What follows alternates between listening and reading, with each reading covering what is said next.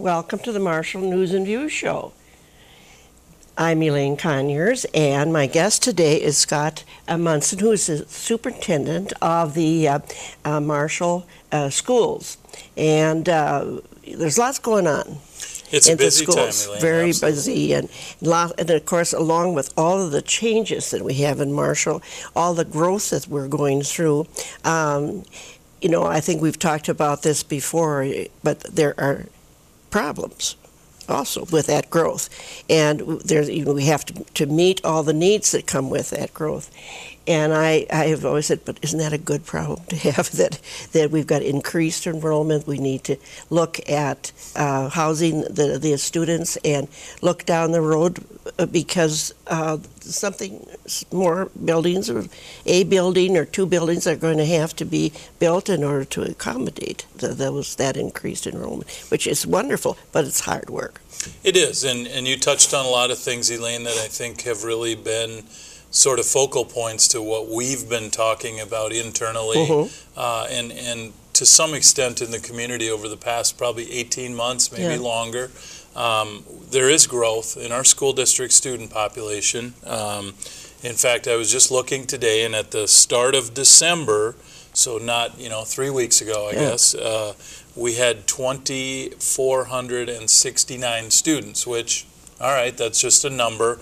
But when you look back to the end of last year, we had 2,408 students. So 161 student increase within just a short period of time. Now, sometimes those types of things can happen because you graduate a small class of seniors, and your incoming kindergartners is bigger than your seniors, and you pick up some 7th graders or 9th graders or whatever from homeschool or private school or parochial school or whatever. But we've really seen those types of things happen, plus growth coming into the district from open enrollment, from people moving here that have children, really across all of our grade levels. And like you said, it's created some challenges for us. We several years ago, when we passed our last operating levy, our board sort of made a promise to the community that we're going to do everything that we can to maintain low student to teacher ratios. So we have these class size targets, we call them, in each grade level, and when the number of students in a particular grade exceeds those targets, or in a particular classroom, we've been fortunate enough to have the financial resources to be able to add staff. But we're out of room to be able to do that anymore. So consequently, we've had to do things like, many years ago, we've had to take classrooms and put 3 different programs in there. We might have like Title I, Reading Core, and our EL, our English Learner Programming, and then the spaces that they vacate, we put classrooms into. Well, we've done all of that. We've exhausted our options. So a really good example now is at Parkside. There are 2 portable classrooms that we're waiting to get a certificate of occupancy so we can relocate our supplemental services, English Learner, Title I, and Reading Core, out to the portables, and then take the space or the classrooms that they have been teaching out of and put a new section of 1st grade in there and put a new section of 2nd grade in there. So we displace a lot of people, and we create a lot of angst. But we do that with good intentions because we want to maintain those class size targets and really give our teachers a chance to work with as few of students as possible so that the kids can get the individual help that they want. So, just in 1 year, we've seen a 7% student enrollment growth that it was preceded by, and I might get these numbers a little bit off, but I think last year we had a 3% student enrollment growth. The year before might have been a 2.5%. The year before was just a little less than 1%, and the year before that was 2%. So we've seen a steady increase in our enrollment. We've also had something that you and I have talked about before. Former state demographer Hazel Reinhardt has come out to Marshall and said, okay, I've looked at all of your enrollment information as far back as I can.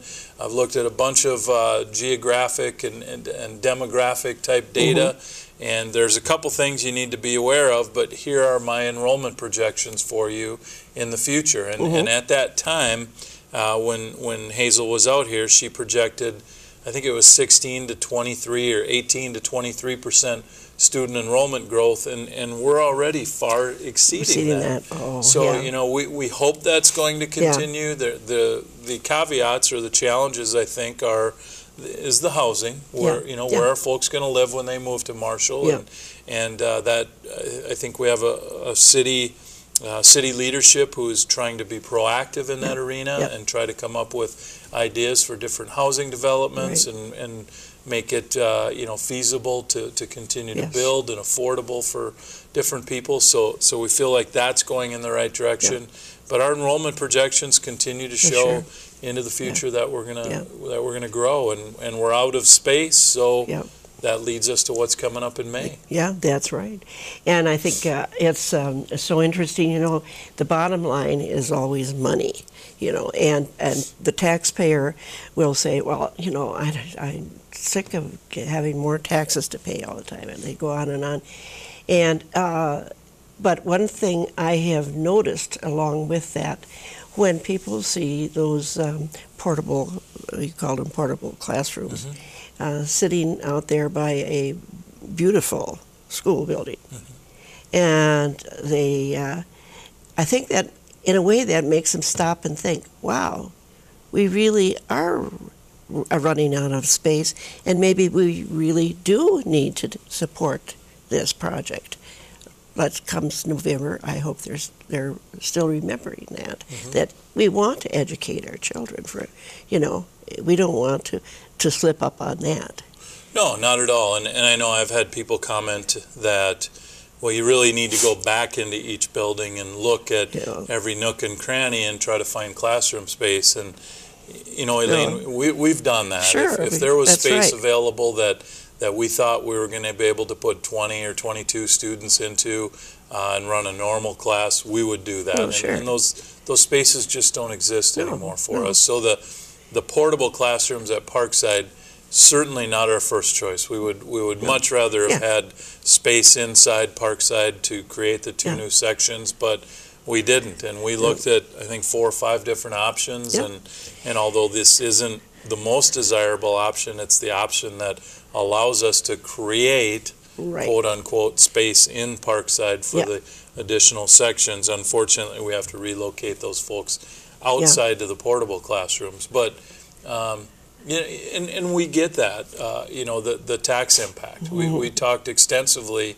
about that during the facilities study committee process, and that, in fact, was one of the real themes or priorities that, as a group, we tried to focus on. And I think a lot of people know, but hopefully folks know that our facilities study committee, and we can talk about the whole process if you want, but when we got down to looking at sort of what I'll say were the final options for us, I'll say plan A, B, C, D, and E, because we ultimately got down to 5. But when we got down to the final options, the one that we chose as a group and felt like it would meet our space and facility needs now and into the future, like it met all of the themes or priorities that we had established as a committee, things like small class sizes, future learning, financial impact, a variety of different things. And we didn't think it was exorbitant. In fact, it was the least expensive of the 5 final options that we looked at, because we understand tax impact, and we know that it's hard sometimes to support something when you maybe don't have a vested interest in it. If you don't have children in school, why would you do this? But I also believe that strong school districts are a part of strong communities, and that to some extent they rely on each other. And the strength of our school district will always be our people. If we have great people, which I think we do, we're going to have a strong school district. But yet we also need to have some of the things in place, like adequate and safe facilities to be able to put our excellent people and our student population into, and be able to do what we need to do with them. So we've got a plan moving forward. We've got a lot of work to do in terms of informing and educating and communicating to people, and we're going to be out for a building bond referendum on May 10th of 2016. It'll be a special election. Oh, it's in May. I was Yep. thinking it was later. Yeah, well, great. We just don't feel like we can wait until November, because then there are a variety of legal things that have to happen after, would potentially have to happen after the election, and then all of a sudden we're looking at not being able to actually start construction until I think it would be the spring of 2017, Sure. and we need this space now, Right. or as soon as we can make Yeah. it accessible. Yeah. So we chose to go out in May and have a special Yeah, election, good. and we can talk about what that means and everything if you'd like, but just so that if it is successful, we can hopefully break ground, so to speak, in August of 2016 instead of having to wait a whole nother year. Well, I think that's wonderful. And tell us about how that goes with a special Sure. pre-election like that. Well, it is a There's special not a- election yeah. because it's not on election day, Yeah. the typical Tuesday in May. It's May 10th, 2016. We'll have the polling place will be the Armory. Okay. We have a variety of informational pieces and that will become available. We will be presenting to different groups and just sharing information Yeah. about what this is and the why and how we're going to go about it if it's successful. The plan itself, Elaine, is for Parkside, which right now is our pre-K 2 building, would be added on to, we'd add on some classrooms, we'd add on a little bit of office space. Yeah. We would make some security enhancements to make sure that our kids and staff are even safer than they are right now. Good. Good. And that would actually become our early childhood pre-K. All of those classes would be offered there. Right now they're offered in pre-K and the middle school. So all of our pre-K and early childhood classes would be offered at Parkside, along with we would have kindergarten and first grade there. So it would become a pre-K 1 building. Yeah. We would, in our plan, we propose to build a new elementary school for grades 2, 3, and 4. Most likely somewhere on the middle school footprint, if you That's will. right. Yeah. We have some green remember that. space there. We have some areas that we're going to take a look at. How would it work? How would the traffic flow be? Where can we put play areas, parking lots, bus drop-offs, things like that. We would add on to the middle school and do some renovations there. We would also do some security enhancements at the middle school. We would take the swimming pool that's at the middle school that hasn't been used for many years, several years, and we would convert that space into either a gymnasium or a multi-purpose space that could be used for a variety of different things. We would add on to the high school, sort of what I would say is behind the high school. If you were to come in the front door and go straight across the cafeteria, it would be in that area behind there, sort of in the courtyard area. We would add on classrooms. We would do security enhancements also at the high school. We would do some renovating to the career and technical educational areas, primarily ag, I believe, and just look to expand that program. And then West Side we talked about a lot during our committee process, but it would be sold or repurposed, or we would discontinue its use as a building. It is a 1955 building.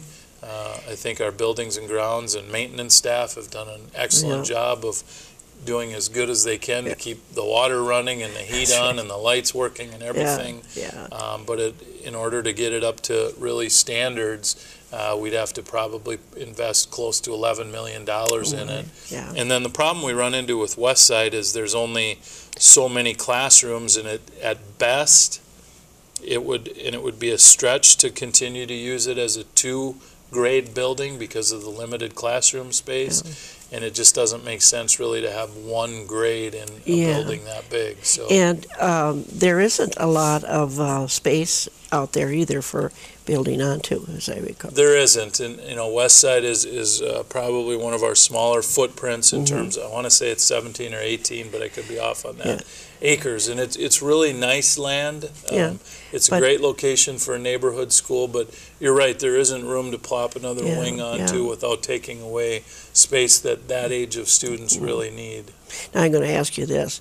Are you going to use that old school building that's sitting on the lot there? that that used to, when we look at that and we think about it, that used to hold probably up to 6th grade or maybe even 8th grade. I don't know. It might have, absolutely. But I saved that school and I got permission to move it over there. But don't use that. No, it's still a good resource for our staff and our students just to kind of go over there. old school, no pun intended, but just to kind of go back and see what learning was like many years ago. And definitely we've talked about what do we do with that. Yeah. And I think we need to sort of preserve or enhance and that. There'll be, I'm sure, someplace, not where the present museum is right now, but there'll be some spot. Even take it back out to the fairgrounds where it was for many, many years, or something like that. Yep. But anyway, we see progress, and when you say old school and so on, and sometimes when I write about these different schools, and I'll call old school, and they said, "Wait a minute, we got more than one old school," which is true, and just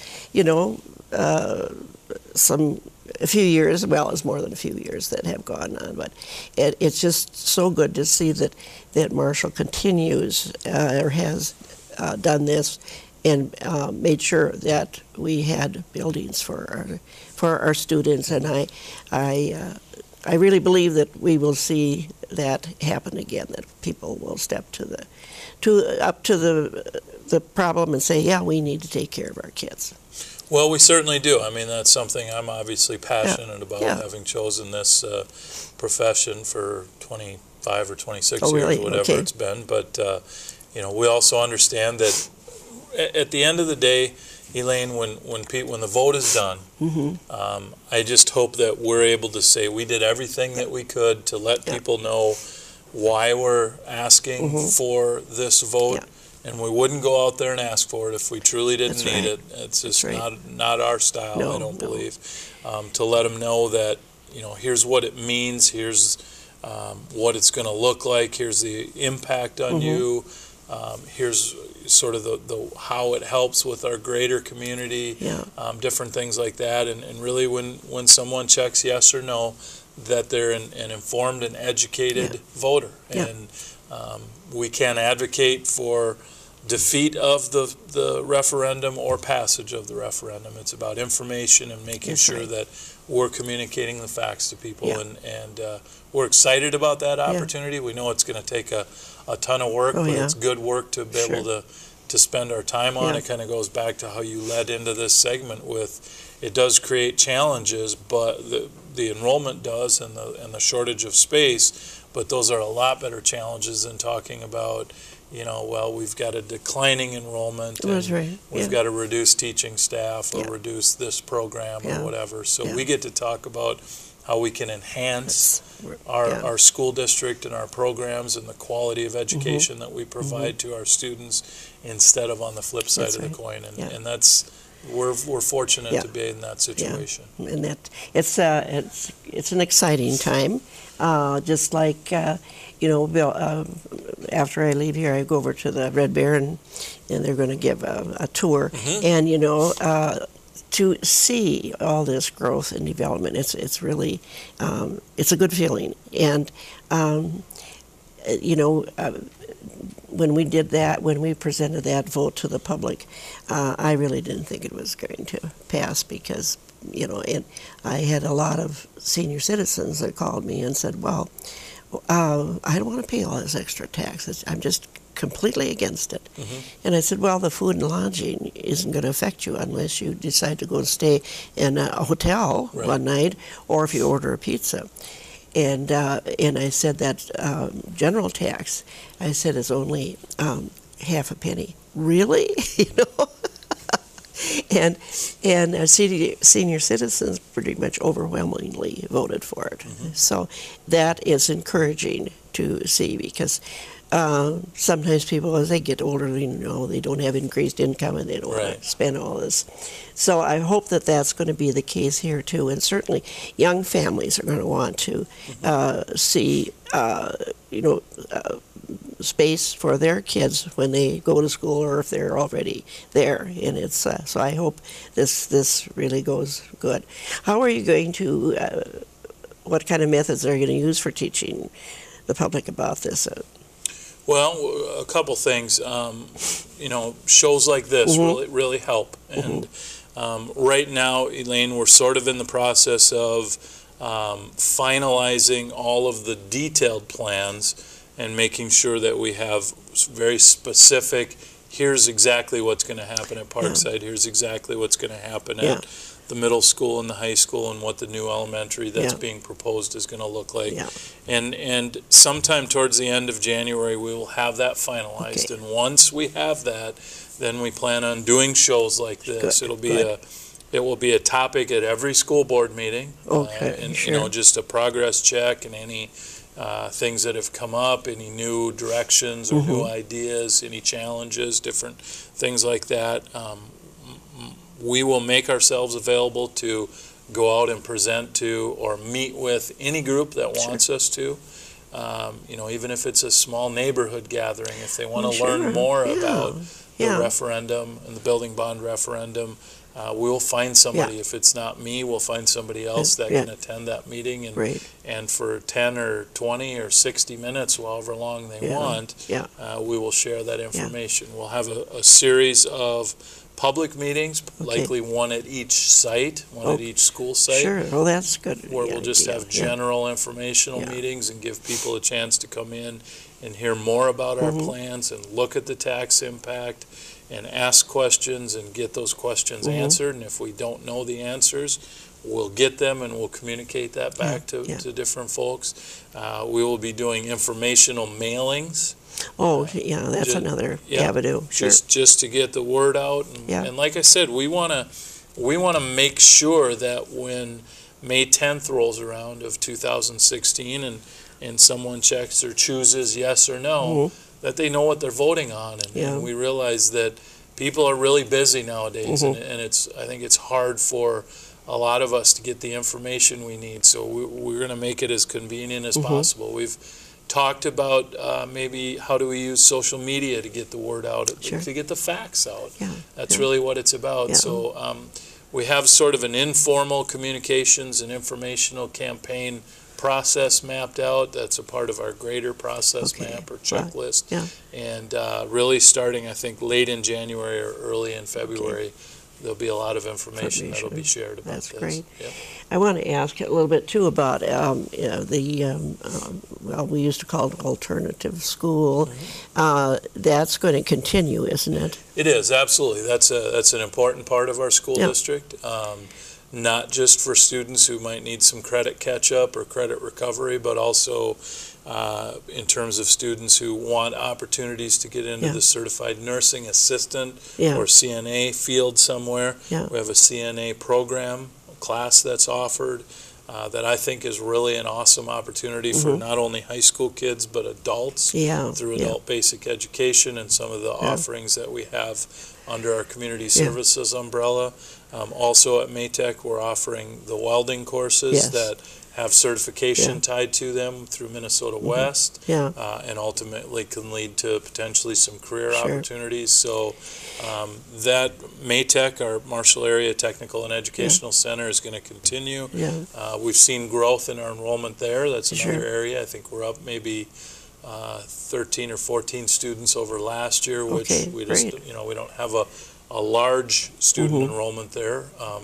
But it really is a way to keep kids in school and ensure that we're giving them every opportunity that we can to be able to graduate.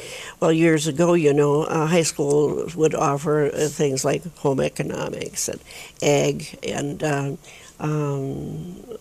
not woodworking, but what do I want to call it? Probably maybe cabinetry or woodworking. And that was so much a part of the school because not all students will go on to college. They are not interested, or are they really equipped to do that?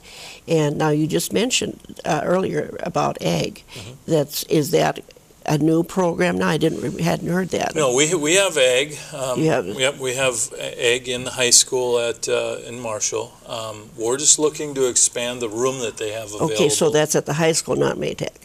Correct. Right now, just because there isn't maybe enough room at Maytech to be able to do that. So we're looking to expand that at the high school and see if there are additional course offerings, I would say, that we might be able to provide the chance for kids to take, Sure. and sometimes you need space to be able to do those things. And you touched on something, Elaine, career and technical education, which truly is ag, automotive, cabinetry, woodworking, manufacturing, family and consumer science, and business education, and there's others, different courses within those, but we have seen a decrease in the enrollment in those classes statewide and nationwide, I think, but now I believe it's on the uptick again. And I think a lot of the enrollment declines that we saw maybe were because of the new standards in the state of Minnesota. Over the course of so many years, we've seen additional credit requirements for graduation. And when you say, okay, you have 7 periods and now 6 of them instead of 4 or 5 of them being reserved for graduation credit classes, now 6 or 7 of them are reserved for graduation credit classes. It just gives kids fewer opportunities for those electives, which career and technical education courses are. But in 2013, the legislature passed the World's Best Workforce Act. And part of that, we call it the WBWF, but part of the World's Best Workforce Plan is how are we going to, as a district, get kids prepared for career or college. And so we really need to kind of look through a different lens now and say there are some really great opportunities in our community. And we've done some things like some summer apprenticeships for students with support from a variety of businesses in the community, and just giving them exposure to the real world experience where they get paid to do a short internship. I think it's typically 100 or 150 hours in the summertime. But we need to expose kids to those types of jobs that are in demand right now: welding, manufacturing, healthcare, hospitality. Different things that when you look around the Marshall community, there are a ton of opportunities for high school kids in those areas, and we're going to continue to build on that or look to. I know some of us were talking about this earlier, probably a year ago, about this welding program, and we were looking at how Marshall was growing and developing, and what kind of jobs would be available or we would need in order to get everything done here, and. One of the city staff said, yes, they're offering welding at Maytech now, but you know what's going to happen, he says, is once they graduate, Twin Cities and Sioux Falls is going to take them all away from us. And it happens, sure. It does. I think there's a certain allure, or whatever word you want to use, to some of those areas. It used to be, and maybe it still is to some extent, the oil fields were offering huge dollars to get people to come out there to do different things. And I think that's why things like this student apprenticeship program that we really want to build on can help our students realize there's great opportunities in Marshall. I don't have to go to St. Cloud or Minneapolis or Sioux Falls to do these types of things and to earn a really good living. And the jobs nowadays in career and technical education aren't maybe as dirty or grungy as what a lot of us think about those. Absolutely. It's a lot more refined, and obviously safety and air quality is important. So we hope we can continue to work with others in the community and really grow that program, because we want to keep people here. And I think years ago, graduates from high school, they left town. That was part of the roadway they took. Now I think we're going to see a lot more students stay right here. Well, I hope so too, because the quality of life in rural Minnesota and in a regional center like Marshall, I think, is outstanding. You look at everything that the community has to offer, from business and industry to fine arts to education, including SMSU, to the parks and bike trails, and really just opportunities to do things outside and that you really enjoy doing. Strong community services program that I think offers a lot of things to people. The quality of life here is pretty good, and it's also very affordable. So we're pretty fortunate. And we're just hoping that the general public now will see this this vote that comes up in May, that they will recognize that it's something that we really need to support, because it's so important to educate our kids and have them in a, like you say, a safe environment and all of that. So, good luck on this, and you're certainly welcome to come back to the show here as often as you like. We're not real strict about, you can only be on so many times this summer. Glenn Olson, who was a public works director, I mean, he was on most of the shows this summer because we had so much growth and so many things that were happening that we needed to let the public know about. So anyway, plan to come back, and I thank you so much for coming today and for all the good work that you've done for Marshall. Thanks, Elaine. I appreciate the opportunity to be here. Good.